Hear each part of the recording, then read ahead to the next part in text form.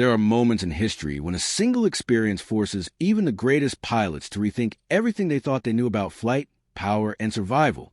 And in the summer of 1942, one of Britain's most famous aces, a man already considered a legend, climbed into the cockpit of a German fighter and came out stunned. Douglas Bader, the RAF hero who had fought the Luftwaffe tooth and nail over France and Britain, found himself at the controls of a captured Focke-Wulf 190. What he felt in those few minutes of flight would challenge every belief he held about air combat. Years later, he still remembered one thing above all, that the FW-190's climb power was, in his own words, impossible for early Spitfires.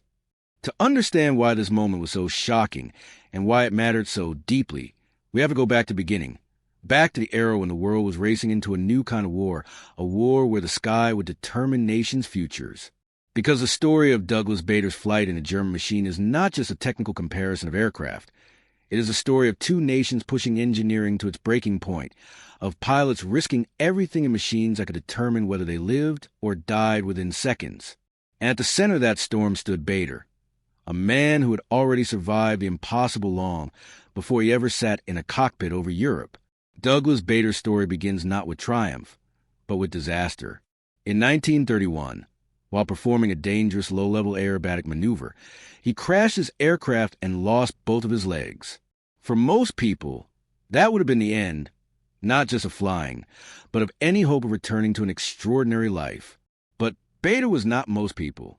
Within a few years, he had forced his way back into military service, bullied the RAF medical boards into clearing him, and returned to the air with artificial legs strapped into the cockpit. Those who served with him often said that he flew with more confidence and aggression than men with natural limbs. He was fearless, sometimes too fearless, but undeniably gifted. When war broke out in 1939, Bader became one of the RAF's most formidable fighter pilots. During the Battle of Britain, he commanded the legendary No. 242 Squadron and became a national hero. His flying style was direct, almost ruthless. He believed in closing fast, attacking with speed, and never letting an enemy dictate the terms of a fight. By 1941, he was one of the most recognizable pilots in the entire RAF, respected, controversial, but undeniably brilliant. And then, in August of that same year, he was shot down over France. The exact cause remains debated. Some say a German pilot hit him. Others say he collided with an enemy aircraft, and some even believe he may have been struck by friendly fire from another Spitfire. But whatever the cause, Bader was forced to bail out. One of his artificial legs was trapped in the cockpit, and he barely escaped with his life. Captured by the Germans, he spent the rest of the war as a prisoner. But even then, his legend grew. He attempted several escapes, irritated his captors relentlessly, and eventually ended up in the infamous Colditz Castle, reserved for the most troublesome Allied prisoners. It was here, during his captivity, that the story of the FW-190 began to intersect with Bader's own experience. Because while Bader had been humbled by capture, the RAF had been humbled by a different threat, the sudden and shocking appearance of the German Focke-Wulf 190 on the Western Front. Before the FW-190, RAF pilots had grown accustomed to fighting the Messerschmitt Bf 109. The Spitfire Mki, Mk2, and the later Mkv could match or beat the 109 in most areas. There was a sense of confidence in the air, a feeling that British technology stood equal to or superior to anything Germany could throw at them. But in August 1941, almost the same month Bader was captured, a new silhouette appeared in the skies over France. It was sleeker, broader, more aggressive in its lines. RAF pilots who engaged it came back shaken. Some didn't come back at all. That aircraft was the FW-190A1, and it changed everything. Within weeks, British intelligence realized something extraordinary was happening. Their best fighters, the Spitfire Mkv, were being outclimbed, outturned at high speed, and outaccelerated. The FW-190's roll rate was unmatched. Its firepower was devastating. For cannons and two machine guns that could rip through a Spitfire's airframe in seconds, dogfights that had once felt like equal contests now felt hopeless. RAF commanders called it the Focke-Wulf panic. Pilots began to dread meeting the new aircraft, and air superiority, something Britain had fought so hard to gain, was slipping away. Back in Britain, engineers and intelligence officers were desperate. They needed to know what this new aircraft could do. They needed to understand how it climbed, how it rolled, how it accelerated, and how it responded under pressure. Every scrap of knowledge could save lives. And yet, no matter how close they came in combat, nobody could examine an FW-190 up close until one of the greatest strokes of luck in the entire war occurred. On June 23, 1942, a German pilot made a catastrophic mistake. Armin Faber, an experienced Luftwaffe ace, confused his navigation during a dogfight and landed his FW-190A-3 on a British airfield in Wales.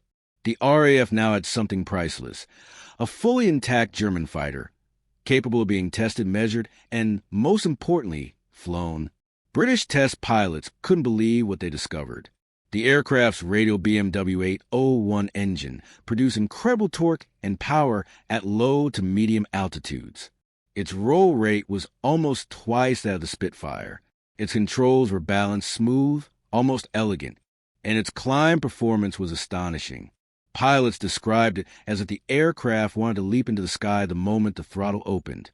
It was at this moment, and under these extraordinary circumstances, that Douglas Bader, still a prisoner of war, began hearing whispers from guards and Luftwaffe officers about Germany's new wonder aircraft. He later wrote about how German pilots boasted about the FW-190's capabilities, particularly its ability to rocket upward with almost brutal force.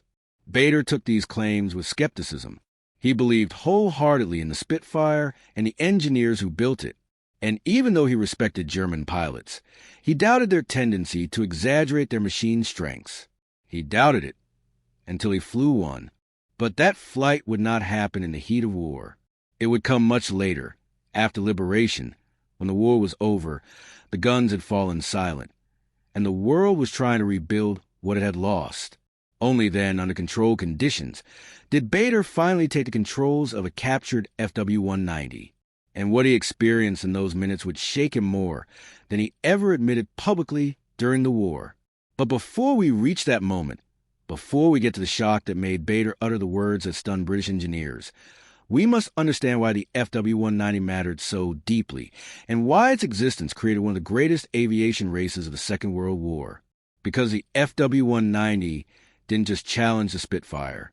It forced the British to evolve, innovate, and push themselves to the very limit. It forced the creation of the Spitfire Mk9, a machine that restored the balance of power in the skies. Without the pressure of the FW-190, the RAF might never have accelerated its development so aggressively. The clash between the Spitfire and the FW-190 was a duel of philosophies. The Spitfire was a masterpiece of aerodynamic grace, elliptical wings, light controls, and harmony in motion. The FW-190 was brutal strength combined with engineering efficiency. Thick, wide wings, a massive radial engine, and mechanical reliability that allowed it to push the limits of physics. One aircraft was beauty, the other was raw power. And in this clash of titans, Douglas Bader, man of steel, legend of the RAF, fighter who refused to die, would eventually sit in the cockpit of the German machine and face an uncomfortable truth about the aircraft that had once hunted him in the skies. As we move into the next part of the story, we uncover how Bader finally got his hands on the FW-190, what exactly he felt when he pushed the throttle forward, and why, after everything he'd been through, he described its climb performance as impossible for early Spitfires. Because the moment Bader lifted the nose of the German fighter, his entire understanding of air combat shifted. There is a certain silence that comes before truth reveals itself, a quiet tension, like the air holding its breath. For Douglas Bader, that silence came the moment he lowered himself into the cockpit of the Focke-Wulf 190, years after the war, long after the dogfight had ended, but with memories still sharp enough to sting.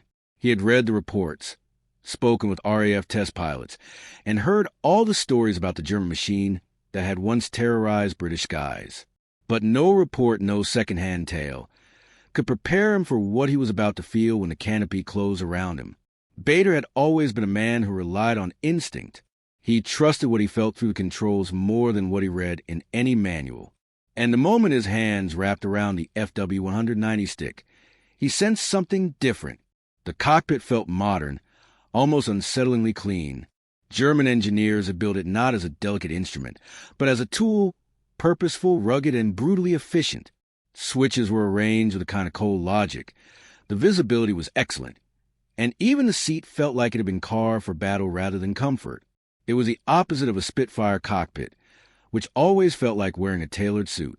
This felt more like stepping into a machine built to embrace violence. When the engine started, the aircraft seemed to awaken like a living thing, deep, throaty, and powerful. The radio WWII did not whisper.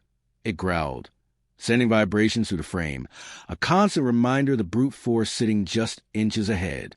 Bader later described this engine as a monster torque, a phrase that captured the raw nature of the FW-190's power. Even on the ground, he sensed its impatience, as if the aircraft were waiting to be unleashed. The moment the throttle advanced, everything changed. The FW-190 surged forward with an immediacy Bader did not expect. He had flown many fighters, Spitfires, Hurricanes, even some American types, but nothing reacted quite like this. The acceleration felt almost violent. He described it later as if the aircraft were dragging him into the air rather than carrying him. It was a sensation he never forgot. Then came the moment that would brand itself into his memory forever, the climb. The FW-190 did not rise gently. It didn't feel like it negotiated with gravity. Instead, when Bader pulled back on the stick, the aircraft lunged upward with a confidence that seemed to defy physics. It climbed not with grace, but with authority, like a predator ascending through its own domain. And it was here, in that soaring instant, that Bader felt the shock that would inspire his now famous remark. The power pushing the aircraft upward was unlike anything he had ever experienced in early Spitfires. The MKI and MK2 had been beautiful, agile machines, but they were fragile in their early climb rates, especially at low and medium altitudes where the FW-190 excelled. The difference was not small. It was staggering. Later, when asked to describe the sensation, Bader summed it up in a single line that would echo across aviation history. The climb power was impossible for early Spitfires. Impossible. Coming from Bader, a man whose loyalty to the Spitfire bordered on devotion, that was no small admission. He was not easily impressed, certainly not by a German aircraft. But the evidence was right there in the angle of the nose, the force pressing him into his seat, the ease with which the altimeter unwound upward. It was an honesty no pilot could ignore. As he continued the flight, Bader explored the aircraft handling. The roll rate shocked him. The FW-190 could flick from left to right with breathtaking speed, something British pilots had complained about in combat. But experiencing it firsthand was different. Bader realized how terrifying this must have been for RAF pilots who tried to turn with it at high speed. The Spitfire was graceful, elegant, responsive, but not like this. The FW-190 felt as if it moved through the air in bursts, like a fist punching through the wind rather than a blade slicing through it. Then there was the acceleration. Bader tested the throttle response mid-flight, and the aircraft leapt forward instantly. No hesitation, no lag. The engine delivered power directly and aggressively, giving FW-190 pilots the ability to dictate the terms of engagement. If they wanted to escape, they could. If they wanted to climb away from trouble, they could. If they wanted to dive and strike, they did so with overwhelming force. Only now did Bader truly understand what RAF pilots had meant when they described encounters with the FW-190 as hopeless. British squadrons flying the Spitfire MKV had struggled terribly in 1941 and early 1942. Many died without ever understanding why the German aircraft seemed to overpower them at every turn. But here, in this cockpit, Bader felt the truth in every movement of the stick. He tested the controls at low speeds, high speeds, and varying altitudes. The aircraft was stable, responsive, and deadly. Even the canopy design offered superior visibility compared to early Allied fighters. German engineers had prioritized combat awareness, giving their pilots a distinct edge. The FW-190 pilot could see more, react faster, and strike harder. As he circled back toward the airfield, Bader found himself reflecting on the war, the dogfights he had fought, and the men he had led. He imagined what it would have been like to face this machine in 1941, during his days with the Tangmere Wing. He realized that if the FW-190 had appeared earlier, the Battle of Britain might have shifted in ways unthinkable for the Allies. Thankfully, fate had delayed its arrival. While bringing the FW-190 down for landing, Bader marveled at how forgiving the aircraft felt. Spitfires demanded finesse during landings. Their narrow undercarriage punished carelessness. The FW-190, with its wider stance, touched down with ease. It was yet another sign of the aircraft's practicality, a machine built by engineers who expected their pilots to live through multiple missions. When the flight ended and Bader climbed out of the cockpit, he looked at the aircraft not with admiration, but with respect tinged by unease. It was clear why German pilots had spoken about the FW-190 with pride. It was clear why RAF squadrons had suffered when it first appeared. And it was clear why the British had pushed so desperately to upgrade the Spitfire. Interesting facts emerged from the RAF's testing that aligned perfectly with what Bader felt. One of the most surprising aspects was the cooling system. Many assumed the FW-190's radial engine would overheat easily, but it didn't. German engineers had built an ingenious system that allowed the cooling fan to spin independently of engine RPM, giving extraordinary temperature stability. This meant a pilot could push the aircraft hard in a climb or dive without fear of cooking the engine, a huge advantage over the Spitfire, which required more disciplined throttle management. Another lesser-known detail was how the aircraft responded to battle damage. The FW-190 was built like a tank. Its rugged airframe survived hits that would tear a Spitfire apart. This became especially important when the Allies began conducting low-level ground attack missions later in the war. German units adored the FW-190 for its resilience. Even the way the wings were mounted was revolutionary. German engineers designed the wing roots to be incredibly strong while allowing for easy maintenance. Mechanics could remove panels and access critical systems faster than on most Allied fighters. It meant more flight time, less repair time, and higher operational readiness. Bader also noted something subtle but important. The FW-190 had no real vices. Many fighters had danger zones, speed ranges, or altitudes where the aircraft felt unstable. The FW-190 didn't. It behaved with consistency, giving pilots the confidence to push limits without fear of sudden stalls or unpredictable behavior. As he stepped away from the aircraft, Bader realized something profound. The FW-190 had not just been a powerful machine, it had been a psychological weapon. The fear it generated, the confusion it sowed, and the dominance it displayed had changed the course of the air war in 1942. And yet, it also accelerated Allied innovation in ways that would ultimately turn the tide. The arrival of the Spitfire Mk9, created in response to the FW-190, restored balance. The Mk9 could climb higher, turn tighter, and fight on more equal footing. But the challenge posed by the FW-190 had forced that evolution. In a strange way, the German aircraft helped shape the future of the RAF. Bader's flight was not a celebration of German engineering, nor was it a betrayal of the Spitfire he loved. It was simply a moment of truth, a realization that even heroes sometimes underestimate their enemies, and that even legends must face uncomfortable realities. As we move into Part 3, the final chapter of this story, we will explore how Bader described his experience after that flight, how his words influenced the aviation community, and how the rivalry between the Spitfire and the FW-190 shaped the outcome of the war in the skies. We will also dive into the dramatic near-theatrical moment when Bader revealed his conclusion, a moment that left many stunned. Long after the engine had cooled and the dust around the landing strip had settled, Douglas Bader stood beside the FW-190 in a silence that said more than any technical report ever could. He had flown it. He had felt its power, its aggression, its unshakable authority in the sky. And now, with the flight behind him, the moment came when he had to put that experience into words. The RAF officers who gathered around him that day wanted honesty. They wanted clarity. But above all, they wanted to understand the enemy's machine through the eyes of a man who had lived through the deadliest air battles of the war. Bader brushed a hand across the smooth metal of the FW-190's fuselage. Only a few years earlier, this aircraft would have been trying to kill him, hunting the skies over Europe while he led his wing into dogfights where a single mistake meant death.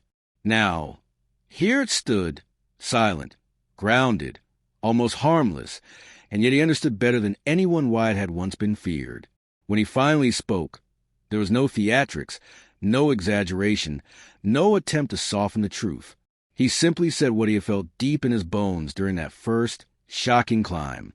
Its climb power, he said quietly, almost reluctantly, was impossible for early Spitfires. The room froze. Engineers looked up from their clipboards. Test pilots exchanged glances. The air felt heavy, not with shock, but with a strange mix of respect and realization. Coming from any pilot, the statement would have carried weight.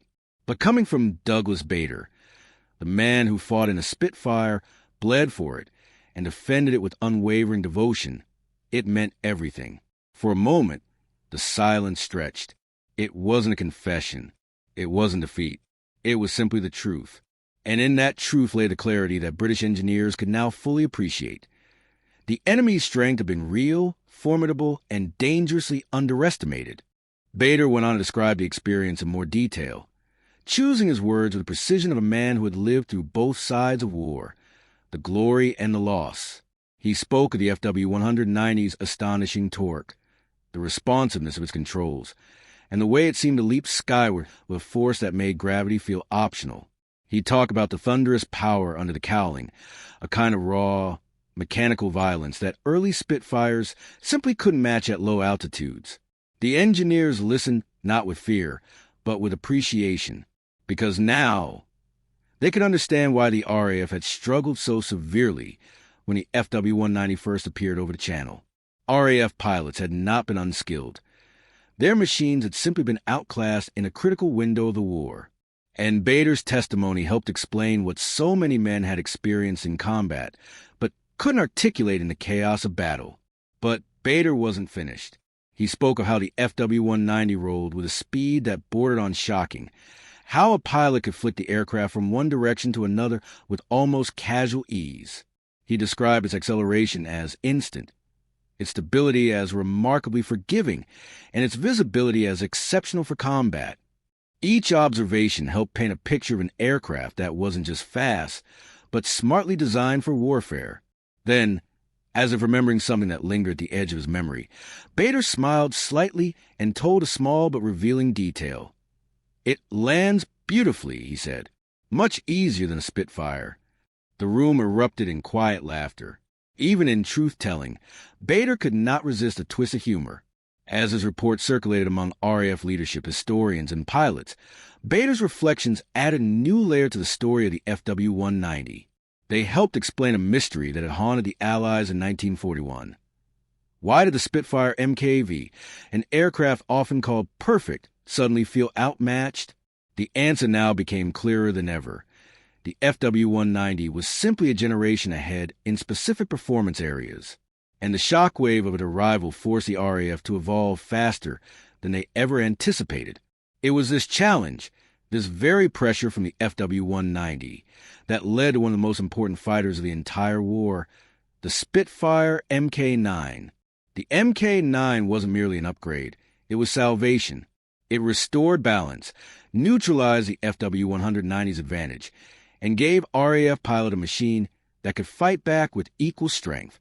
Without the FW-190's dominance, the Mk9 might never have arrived when it did. History sometimes advances not through triumph, but through fear. And Bader, perhaps unintentionally, helped the world understand that truth. As news spread of Bader's comments, other test pilots who had flown captured FW-190s found themselves nodding in agreement. Many had long believed the aircraft's low-altitude climb was astonishing, but few had put it so plainly or so powerfully. Bader's words echoed because they were clean, honest, and delivered with a weight only he could carry. But this story isn't just about machines or technical comparisons. It's about something deeper. It's about how even the greatest pilots, even the most legendary aces, can find themselves humbled not by defeat, but by discovery. Bader was not a man known for giving compliments to enemy technology. He had fought against it, resisted it, and suffered because of it. Yet here he stood, acknowledging the brilliance of his former enemy, not to diminish the Spitfire, but to honor the truth of aviation history. As the years passed, Bader would recount the FW-190 flight occasionally, often with a tone somewhere between respect and astonishment. He never lost his affection for the Spitfire. In his heart, it remained the aircraft that defined him, but his experience in the German fighter added a layer of wisdom to his understanding of aerial combat. It reminded him that war is not decided by heroes alone. It is shaped by engineers, designers, mechanics, and the relentless march of innovation. The rivalry between the Spitfire and the FW-190 was, in many ways, the story of the air war in Europe, a constant back-and-forth struggle as each side pushed the limits of technology. The Spitfire soared on elegance. The FW-190 charged forward with brute force.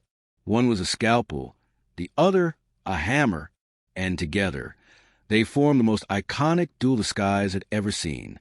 In the end, Bader's flight in the FW-190 serves as a reminder that history is never as simple as good versus evil, us versus them, or familiar versus foreign. Sometimes, understanding your enemy is the only way to understand yourself. By flying the aircraft that once hunted him, Bader gained insight that few pilots ever experienced. He saw the war not only from the cockpit of a Spitfire, but from inside the machine that had threatened to change the course of that war entirely. And this leads us to the final moment, the cinematic stillness that settles on a story when the truth has finally been spoken. Imagine Bader, standing by the FW-190, thinking of the pilots he had fought, the men he had lost, and the aircraft that had defined his life. The war was over. The danger had passed, but the lessons remained. He understood something that only a pilot, only a survivor, could understand, that the sky is not loyal to nations. It favors the fastest, the strongest, the most agile. It rewards innovation and punishes complacency. And above all, it teaches that respect for an enemy's strength is not weakness, but wisdom. As Bader walked away from the FW-190 for the final time, one cannot help but imagine a moment of reflection. Perhaps he thought of the young pilots he had led into battle. Perhaps he thought of the German pilots he had fought. Or perhaps he simply thought about flight itself, the dangerous, beautiful, merciless realm that had defined him. And in that final quiet step, the story becomes clear. The FW-190 was not just a machine. It was a lesson, a reminder that even legends must adapt, confront the truth, and acknowledge greatness wherever they find it. Douglas Bader's words, simple, honest, unvarnished, echo across time as both a warning and a tribute. Its climb power was impossible for early Spitfires. And with that truth, the legacy of two of the greatest fighters ever built becomes intertwined forever, locked in a rivalry that shaped the sky, the war, and the very history of aviation. This is the story of a pilot who refused to surrender, an aircraft that changed the balance of power, and a moment in time when an RAF hero looked at his former enemy's machine and finally understood its genius. Thank you for watching. And remember, history is written not just by those who win, but by those who dare to understand.